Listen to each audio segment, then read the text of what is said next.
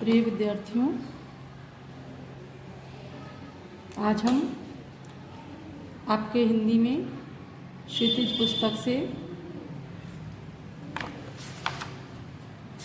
पाठ 1 सूरदास का पाठ पढ़ेंगे। महाकवि सूरदास।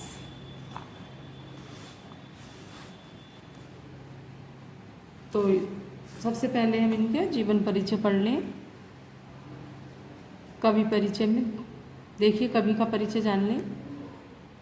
सूरदास, पहले भी हम इनकी कृतियाँ पढ़ चुके हैं। तो श्री कृष्ण भक्त कवि सूरदास का जन्म संवत 1540 में हुआ था।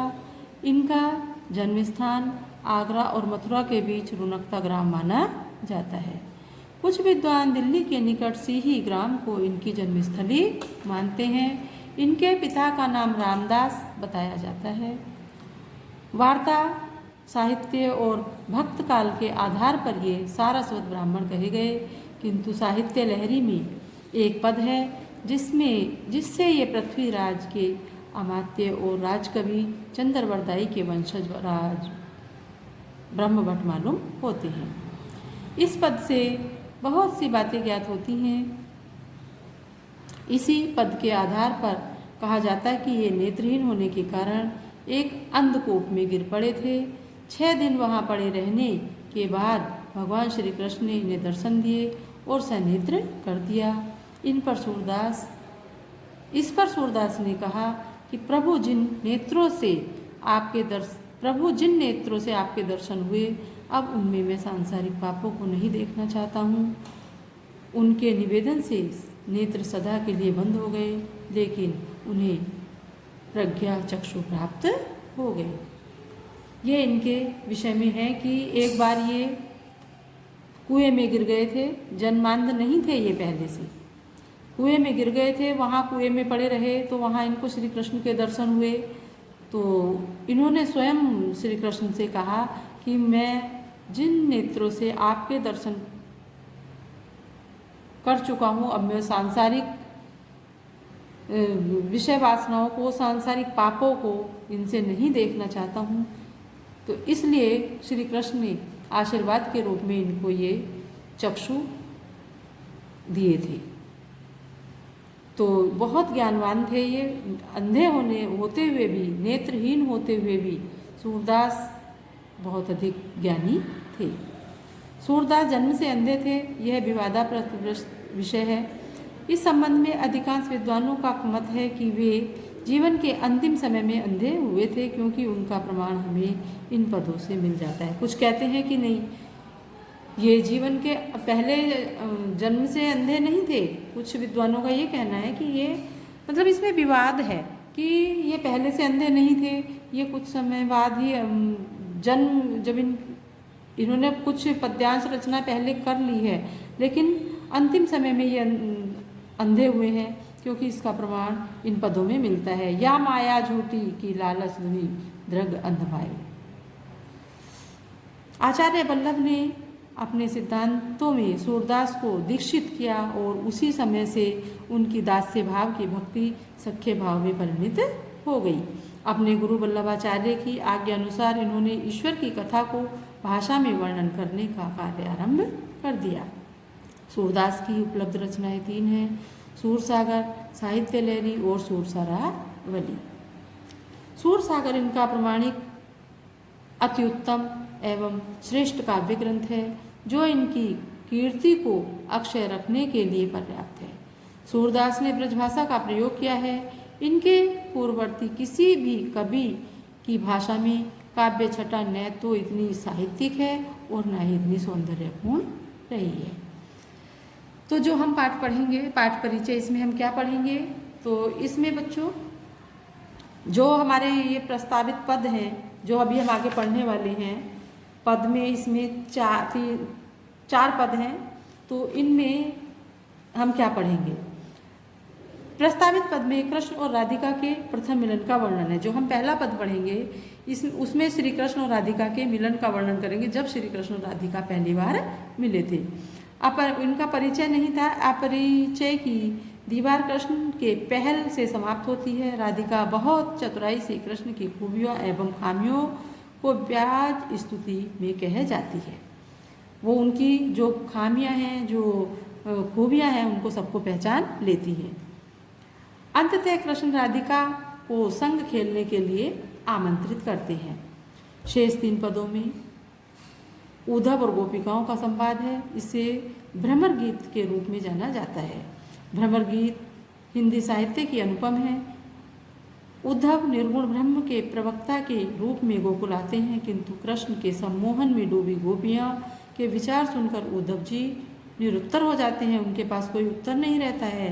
गोपिकाएं उपालम उपालम मतलब उनको उलाहना, विदिग्धता और करुणा से भरे हैं। उलाहना दे रही हैं गोपिकाएं कृष्ण, तो वो करुणा से भरे हुए हैं। गोपिकाओं के व्यंग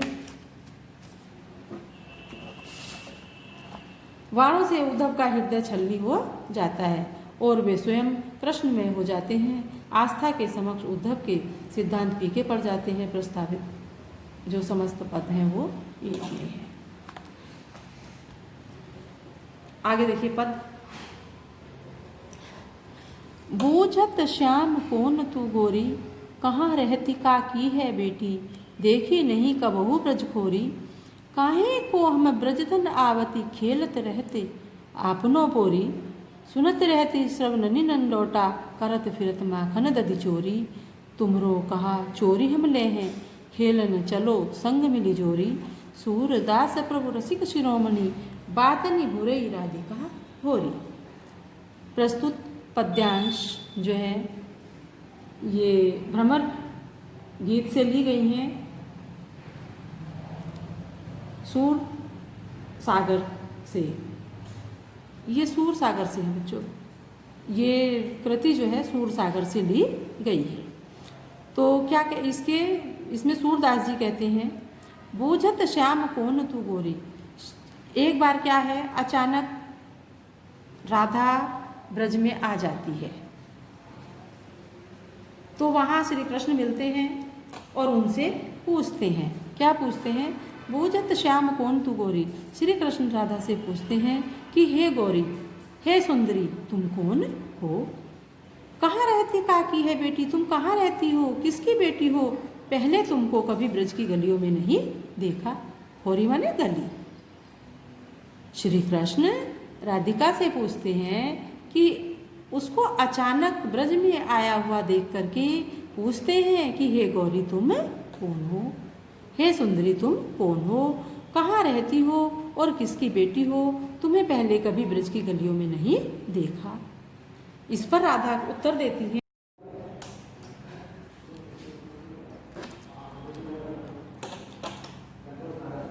तो इस पर राधा क्या कहती है, काहे को हम ब्रजतन यावती खेलते रहते आपनो बोरी। हम ब्रज में क्यों आएंगे, हम किस लिए आएंगे ब्रज में, हम तो अपनी दहलीज पर ही खेलते रहते हैं। सुनती रहती श्रवणनि नंदोटा, करत फिरत माखन दधि चोरी। क्या कहती है राधिका? राधिका कहती है कि हम अपने घर पर ही, अपने वहीं पर यह सुनते रहते हैं। कहाँ की थी राधिका? नंदगांव की। कि हम नंदगांव में ही वहीं पर ये सुनते रहते हैं कि ब्रज में नंद का पुत्र, डोटा माने पुत्र, नंद का पुत्र माखन की चोरी और माखन और दही की चोरी करता हुआ घूमता रहता है। कि हम तो यह सुनते रहते हैं वहीं पर कि नंद के पुत्र श्री कृष्ण माखन की चोरी, दही की चोरी करते रहते हैं।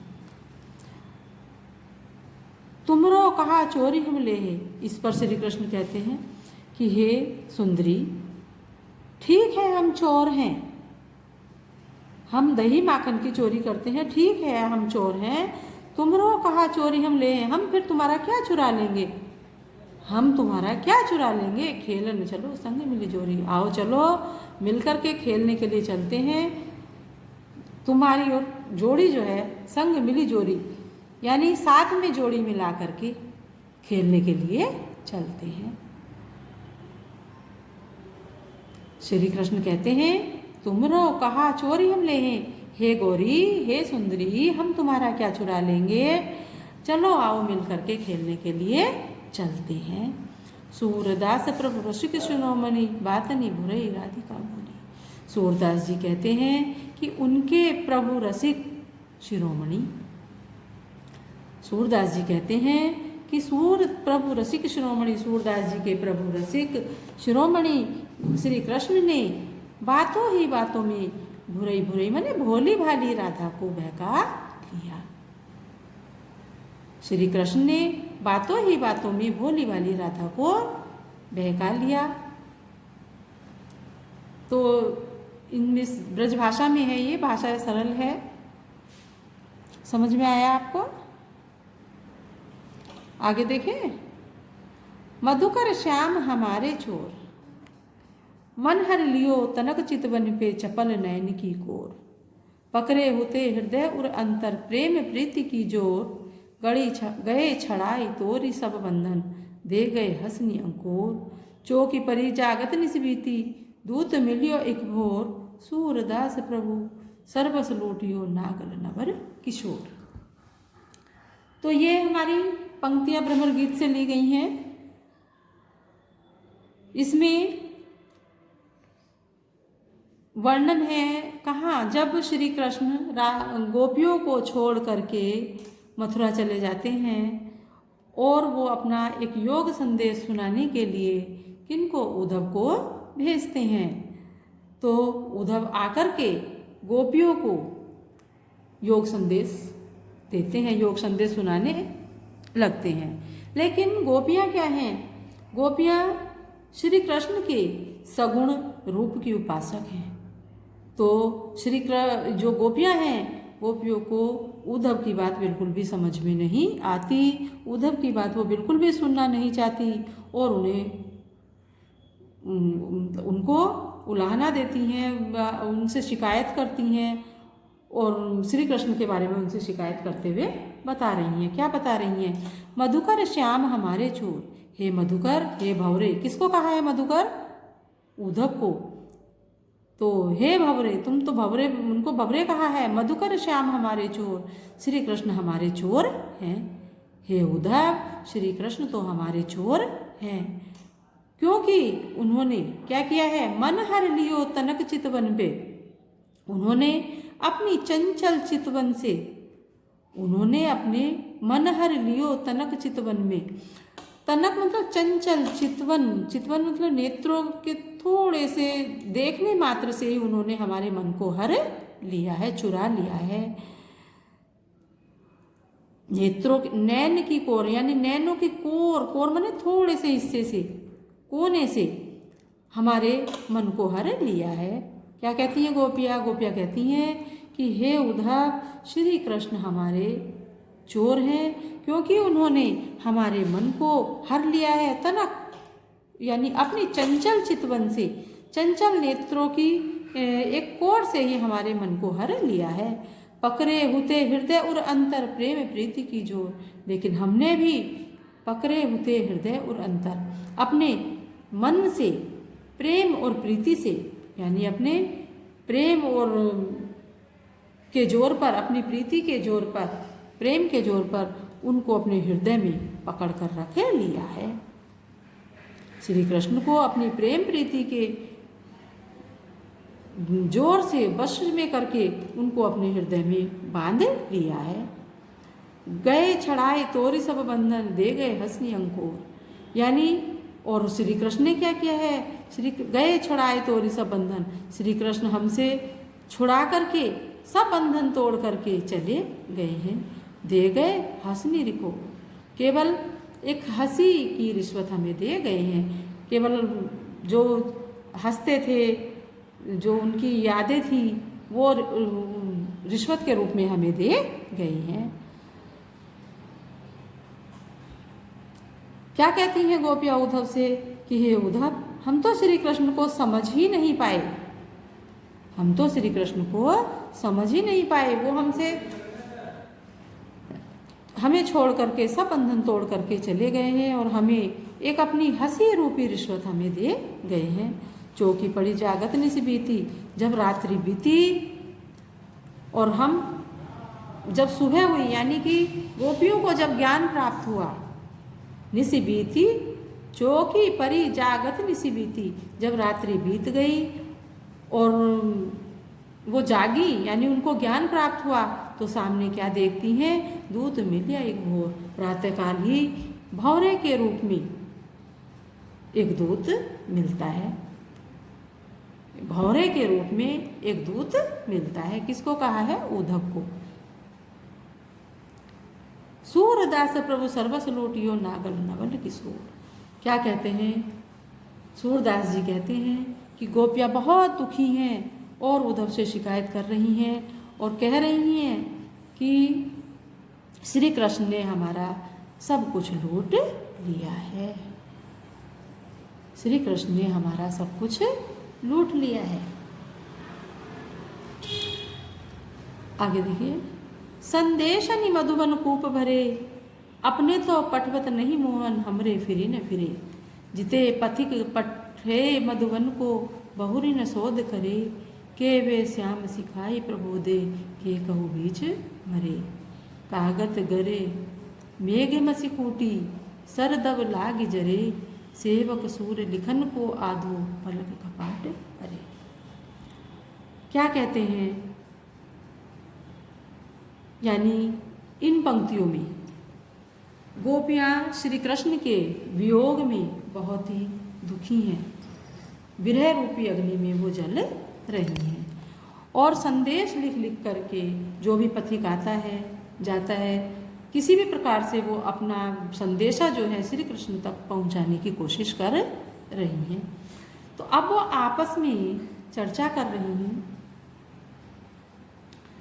ये आपस में चर्चा कर रही हैं और कह रही हैं, एक सखी दूसरी सखी से कह रही है कि संदेश नहीं मधुबन कूप भरे, कि हमारे संदेशों के द्वारा तो मथुरा के कुएं ही भर गए होंगे। हे सखी, जितने संदेश हम श्री कृष्ण के पास भेज चुके हैं, हमारे उन संदेशों से तो श्री कृष्ण के सारे कुएं ही भर गए होंगे।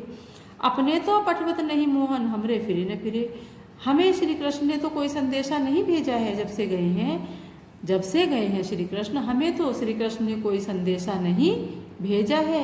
हमरे फिरे न फिरे, और जो हम संदेशा भेजते हैं उसका भी कोई उत्तर नहीं आया है। जिते पथिक पठे मधुबन को, यहाँ से इस रास्ते से जितने भी पथिक, पथिक माने राहगीर, यहाँ से मथुरा की ओर गए हैं, मधुबन की ओर गए हैं, बहुरी न शोध करे, उन सभी के द्वारा हमने पत्र भेजे हैं, उन सभी को अपना जो संदेशा है वो सुनाया है, सभी को पत्र भेजा है। के वे श्याम सिखाए प्रबोधे, यानी इसका देखिए पहले, बहुरी न शोध करे, हमने बहुत सारे पत्रों को भेजा है लेकिन किसी का भी कोई संदेशा नहीं आया है। के वे श्याम सिखाए प्रबोधे, या तो वो श्री कृष्ण ने उनको प्रशिक्षण दे दिया है, अर्थात श्री कृष्ण ने उनको बहका लिया है। के वे श्याम सिखाई प्रबोधे, वो बड़े चतुर हैं, कौन, श्री कृष्ण। श्री कृष्ण ने अवश्य ही उनको कुछ सिखा दिया है। के बहु बीच मरे, और हे सखी, या फिर ये भी हो सकता है कि वो बीच में ही मर गए हो, हमारा संदेशा श्री कृष्ण तक नहीं पहुंचा हो और वो बीच में ही मर गए हो। कागत गरे मेघ मसी खूटी, सरदब लागे जरे, हे सखी, ऐसा भी हो सकता है कि मथुरा के सारे कागज गल गए हों, बरसात हुई हो, बहुत तेज बरसात हुई हो, मथुरा के सारे कागज गल गए हों। कागज गरे मेघ मसी खूटी, और या फिर क्या है, वहाँ कलम नहीं मिला हो, कलम जिससे बना करके लिखा जाता है वो सभी दावानल में जल गए हों, ऐसा भी हो सकता है। सर दब जाग जरे, यानी सारे जो दब है, दब का दाब होता था पहले, उसका कलम बना करके लिखा जाता था। तो क्या कहते हैं गोपियाँ कि हो सकता है सखी कागज गल गए हों वर्षा के कारण।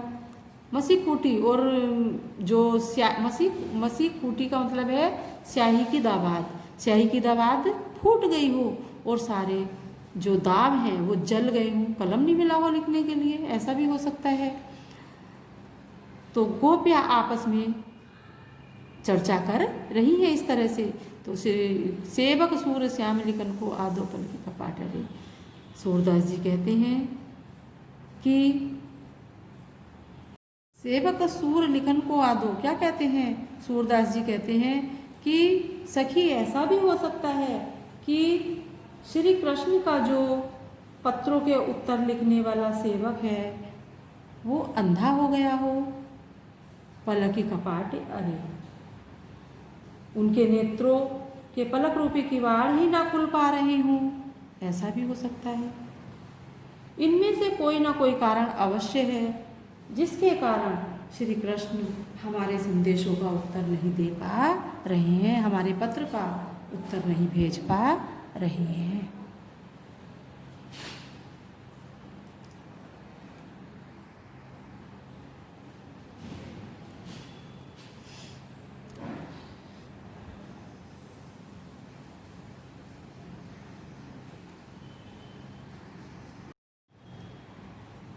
उधो मनमानी की बात, दाक छुआरा छाड़ी अमृत फल विष की राविस्घात, ज्यो चकोर को देई कपूर कोई तजी अंगार आघात, मधुप करत घर फोरी काठ पे बंधत कमल के पात, ज्यो पतंग हित जानी आपनो दीपक सो लपटात, सूरदास जाको मंजा सो सोई ताही सुहार।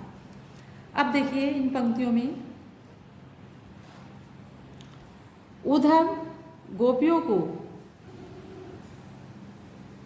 निर्गुण ब्रह्म की उपासना करने के लिए कह रही हैं। उद्धव गोपियों को निर्गुण ब्रह्म की उपासना करने के लिए कह रहे हैं और जबरदस्ती वो अपना योग संदेश उनको सुना रहे हैं। इस पर गोपियाँ उद्धव की एक भी बात मानने के लिए तैयार नहीं हैं और वो उद्धव से कहती हैं कि ये उद्धव, ये तो मन के मानने की बात होती है, ये उद्धव मन को क्या अच्छा लगता है ये तो उसकी बात होती है। उद्धव मन माने की बात कि हे उद्धव, ये तो मन के मानने की बात होती है, हमारा मन जो है आपके योग संदेश को मानने के लिए तैयार नहीं है। दाग छुआरा छाड़ी अमृत फल विष की राविस्घात, क्योंकि दाग छुआरा छोड़ करके, दाग छुआरा अमृत फल के समान होता है। हे उद्धव, दाग छुआरा अमृत फल के समान होता है, लेकिन विष का जो कीड़ा होता है वो विष खाना ही पसंद करता है। दाग छुआरा अमृत के समान फल होता है, लेकिन विष पर का जो कीड़ा होता है, जो विष खाता है, वो कीड़ा इन सब को छोड़ करके विष को खाना ही पसंद करता है। जो चकोर को देई कपूर को तजी अंगार आघात, यदि चकोर पक्षी को, जिस प्रकार से चकोर पक्षी को देई कपूर दिया जाता है लेकिन वो नहीं पसंद करता, तजी अंगार आघात, और वो क्या करता है, कीट पतंगा यानी अंगारे को ही, चकोर अंगारे को ही पर ही आघात करता है, अंगारे को ही खाना पसंद करता है। मधुप करत कर फोटी काट पे, मधुप माने भोरा, जिस प्रकार से भोरा किसमें, लकड़ी में को फोड़ करके उसमें घर बनाता है, जिस प्रकार से भौरा लकड़ी को भी फोड़ देता है और उसके अंदर बैठता है, घर बनाता है, बंधन कमल के पात, और कमल के पत्तों में बंद हो जाता है, कमल के पत्तों में बंद हो जाता है, वो कमल को छेद करके बाहर नहीं आता है ना, जबकि वो उसको तोड़ सकता है, लेकिन उसको वो अच्छा लगता है। ज्यो पतंग हित जानी आपनो दीपक सो लपटात, हे उद्धव, यदि पतंग हित जानो आपनो, अपना हित जानता तो दीपक पर क्यों लिपटता।